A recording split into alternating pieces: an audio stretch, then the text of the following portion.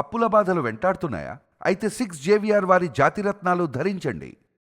Hello అండి, అందరికీ నమస్కారం. నేను మీ కట్టా కార్తీక్. నిన్న టీడీపీ ఎమ్మెల్యేలతో ముఖ్యమంత్రి టీడీపీ అధినేత చంద్రబాబు నాయుడు గారు భేటీ అయ్యారు. ఒక ముగ్గురు ఎమ్మెల్యేలకి క్లాస్ తీసుకున్నారు.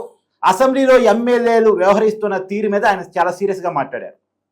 ఒకవైపు చంద్రబాబు నాయుడు గారేమో రాష్ట్రం కోసం అహర్నిశలు పనిచేస్తూ ఉంటే పెట్టుబడుల ఆకర్షణ, అమరావతి నిర్మాణం, పోలవరం నిర్మాణం అంటూ 75 ఏళ్ల వయసులో కూడా ఉత్సాహంగా పనిచేస్తూ ఉంటే ప్రభుత్వం చేస్తున్నటువంటి పనిని, ఇస్తున్నటువంటి సంక్షేమ పథకాలను చెప్పుకోవాల్సినపై అనవసరమైనటువంటి వివాదాలకు తెరతీస్తున్నటువంటి ఎమ్మెల్యేల విషయాన్ని ఎలా చూడాల్సిన పరిస్థితి ఉంది.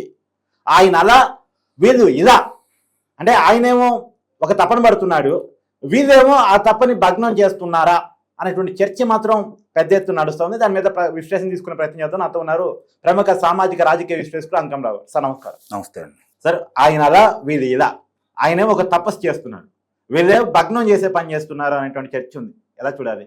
వెనక మీరు తపస్సు అన్నారు కాబట్టి ఆ రోజు ఋషులు కావచ్చు, మునులు కావచ్చు, తపస్సు చేసేటప్పుడు భగ్నం చేస్తే తపస్సుని, లేదంటే ఏదైనా ఇబ్బందులు పెడితే వాళ్ళు మనోనేత్రంతో చూసి భస్మం చేసేవాళ్ళంట, లేదంటే శపించేవాళ్ళంట.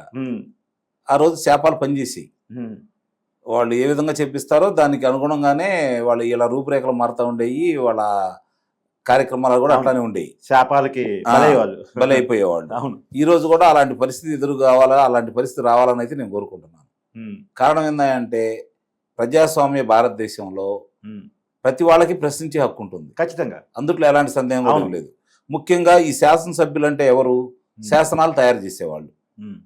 రాష్ట్ర సమస్యలు, గ్రామ సమస్యలు, ప్రజల యొక్క ఇబ్బందులు, ఇవన్నీ కూడా ఏం చేస్తే బాగుంటుంది, ఇదిగో ఈ శాసనాలు చేస్తే వీళ్ళు దారిలో ఉంటారు, ఈ శాసనాలు చేస్తే వీళ్ళకి ఆర్థికంగా పురోగతి సాధించింది, ఈ శాసనాలు చేస్తే పెట్టుబడులు వస్తాయి, ఈ శాసనాలు చేసి మనం రహదారులను పూర్తి చేద్దాం, ఇలాంటివన్నీ కూడా శాసనాల రూపేణా చేసి ప్రజలకు అందుబాటులో చేసి ప్రజల మేలు కోసం ఏం చేయాలి, విద్యా వ్యవస్థలో కావచ్చు, నీటి రంగ వ్యవస్థలో కావచ్చు, మనం ఏ విధంగా ముందుకెళ్లాలని చెప్పని చర్చించుకొని, మాట్లాడుకొని, సూచనలు తీసుకొని, మంచి చెడులు మాట్లాడుకొని, మంచిని మాత్రమే తీసుకొని ప్రజలకు ఉపయోగపడే విధంగా శాసనాలు చేయడానికి మాత్రమే శాసనసభ్యులు. అంతే.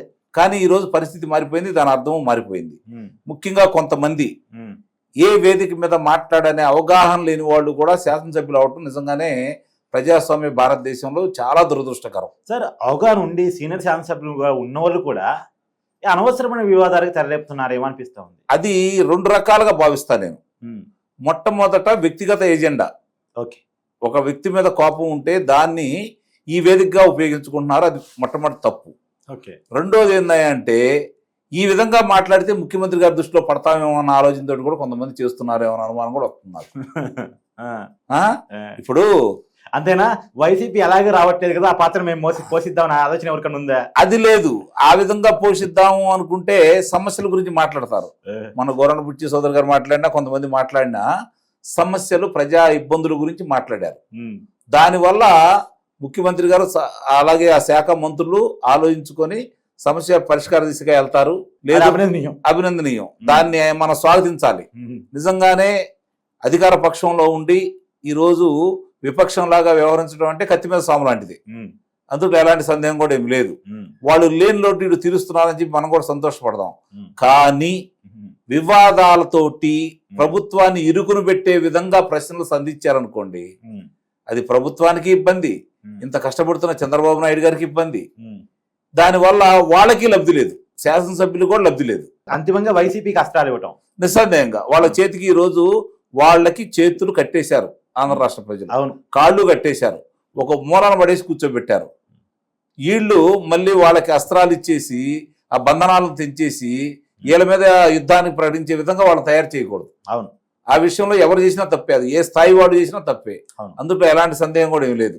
ఈ రోజు రోజుకి 18 గంటలు మీరు అన్నట్టు ఆ వయసులో ఆయన కష్టపడుతున్నాడు. అవును, రాష్ట్రం ఈ రోజు ముందుకెళ్ళాలి, పారిశ్రామికంగా ముందుకెళ్ళాలి, ప్రజలకి సరైన విద్య, వైద్యం అందజేయాలి, తాగునీరు, సాగునీరు అందజేయాలి, రహదారులు బాగు చేయాలి. ఈ దీంతో సంక్షేమాన్ని కూడా రెండు కళతోటి ముందుకు తీసుకెళ్లాలనే ఆలోచనతో ముందుకెళ్తున్న చంద్రబాబు నాయుడు గారు ఈరోజు కొంతమంది చేసినందువల్ల ప్రభుత్వానికి ఎంత ఇబ్బంది ఎదురవుతుంది. దానివల్ల మీరు మాట్లాడాల్సింది వేదికలు ఏంటి? 4 వేదికలు ఉంటాయి. ప్రజల దగ్గర మాట్లాడేది వేరుగా ఉంటుంది, సమావేశాల్లో మాట్లాడేది వేరుగా ఉంటుంది, పార్టీ ఆఫీసులో మాట్లాడేది వేరేగా ఉంటుంది, అలాగే శాసనసభలో మాట్లాడేది వేరుగా ఉంటుంది. ఆ మూడిట్లో కొంత స్వేచ్ఛ ఉంటుంది. పార్టీ ఆఫీసులో అయితే ఇంకా స్వేచ్ఛ ఉంటుంది. ఎందుకంటే పార్టీ ఏం చేస్తుంది, మేమేం చేస్తున్నాము, పార్టీ వాళ్ళకి ఏం చేయాలి, ఎక్కడ పొరపాటు జరుగుతుంది మాట్లాడుకునే స్వేచ్ఛ అక్కడ ఉంటుంది. ప్రజల దగ్గర మాట్లాడేటప్పుడు ప్రజల అవసరాలు ఏంటి, ఇప్పటి వరకు మేము ఏం చేశాము, భవిష్యత్తులో మీరు అడిగిన దానికి మేము ఏం చేయగలం చెప్పి చెప్పడానికి అది ఒక వేదిక ఉంటుంది. సభలో సమావేశాల్లో ప్రతిపక్షాలను విమర్శిస్తూ వాళ్ళు చేసినవి చెప్పుకుంటూ హామీలు ఇస్తూ ముందుకెళ్తూ ఉంటారు. శాసనసభ ఏంటి, అక్కడ సూచనల వరకు మాత్రమే చేయాలి. అది పొరపాటు ప్రభుత్వ పరంగా ఏదైనా ఉంటే, లేదు ప్రభుత్వం చేసే మంచిని గురించి కూడా చెప్పాలి. ఇదిగో ఈ మంచి చేస్తున్నారు, ఈ మంచి వల్ల మా నియోజకవర్గం బాగుపడింది, లేకపోతే ఈ రాష్ట్రం బాగుపడింది, ఈ రాష్ట్రంలో ఇన్ని ఉద్యోగాలు వచ్చినాయి, మంచిని చెప్పుకోవడానికి మంచి అవకాశం. ఎందుకంటే చాలా అడ్డుకునే వాళ్ళు లేరు కాబట్టి. రెండోది, అది శాశ్వతంగా రికార్డులో ఉంటుంది కాబట్టి. అవును, శాశ్వతంగా రికార్డులో ఉంటుంది కాబట్టి ఆపే వాళ్ళు అడ్డుకునే వాళ్ళు కూడా లేరు కదా, ఉండరు కదా. కాబట్టి ఆ విధంగా ముందుకెళ్తే నిజంగానే ఇప్పుడు వీళ్ళందరికీ కూడా ప్రత్యేకమైనటువంటి తరగతులు నిర్వహించాలి. అందులో ఎలాంటి సందేహం కూడా ఏమి లేదు. అవును, ఎందుకంటే చాలా మంది కొత్తగా వచ్చారు, రాజకీయ అనుభవాలతో తక్కువ మంది కూడా ఉంది. నేను చెబుతున్నాను, గ్రామ స్థాయి నుంచి కార్యకర్తలుగా నిలిగిన వాళ్ళ పరిస్థితి వేరేగా ఉంటుంది, అవును, పార్టీకి అంకిత భావంతో చేసిన వాళ్ళ పరిస్థితి వేరేగా ఉంటుంది. కానీ మిడిమిడి జ్ఞానంతో, వేవులో వచ్చిన ఎమ్మెల్యేలు వేరు, మిడిమిడి జ్ఞానంతో ఆర్థికంగా బలవంతులం అని చెప్పని ఒక గాలిలో వచ్చిన వాళ్ళ పరిస్థితి వేరేగా ఉంటుంది. కరెక్టే. ఇక్కడ పోరాటాల ద్వారా సాధించుకున్నారు ప్రజలు ఈ కూటమిని. అవును, నిజంగా ప్రజలు పోరాటానికి ఆ ఎమ్మెల్యే కృషి కంటే కూడా చంద్రబాబు నాయుడు గారు, పవన్ కళ్యాణ్ గారి కృషి, ప్రజలు ప్రత్యేకించి నిస్సందేహంగా పోరాటం. ఈ రోజు చంద్రబాబు నాయుడు గారు గతంలో చేసిన అభివృద్ధి, ఆయన అదుపులో తీసుకున్న విధానం, లోకేష్ బాబు గారు పాదయాత్ర, ఆయన ఇచ్చిన హామీలు, ఖచ్చితంగా, అలాగే అలాగే పవన్ కళ్యాణ్ గారు ప్రశ్నించే తత్వం పాటు ఆయన ఇబ్బంది పెట్టిన విధానం, అవును, ఈ కూటమి కలవడానికి కారకులైనటువంటి పవన్ కళ్యాణ్. కాబట్టి ఇందుట్లో ఎవరి పాత్ర తక్కువ ఎక్కువ అని చెప్పి మనం పోల్చుకోలేము. అవును, కానీ వీళ్ళందరికీ మీరే కావాలని చెప్పని మద్దతుగా నిలిచింది ప్రజలన్న విషయాన్ని మర్చిపోవద్దు. ప్రజలు పోరాడి ఎక్కడెక్కడ నుంచో వచ్చి వరి ఓట్లేశారు కదా. ప్రపంచ దేశాల్లో ఎక్కడెక్కడో ఉండి కూడా లక్షల రూపాయలు ఖర్చు పెట్టుకుని వచ్చి అవును, వాళ్ళు ఓట్లు వేయడం కాకుండా వాళ్ళ బంధువుల చేత ఓట్లు వేయించి, వాళ్ళ ఊరు వాళ్ళ చేత ఓట్లు వేయించి, వాళ్ళందరికీ మాట్లాడి ఈ ప్రభుత్వం తరఫున మేము హామీ ఉంటామని చెప్పని వాళ్ళు హామీ ఉండి ఓట్లు వేయించారు. అవును, ఖచ్చితంగా. వాళ్ళ అందరి యొక్క హామీలు నెరవేర్చలేకపోవచ్చు, కానీ వాళ్ళని అసంతృప్తి పరచకుండా ఉంటే చాలు. ఇప్పుడు ఆ ఎమ్మెల్యేలకు మీరు ఏం చెప్పదలుచుకున్నారు?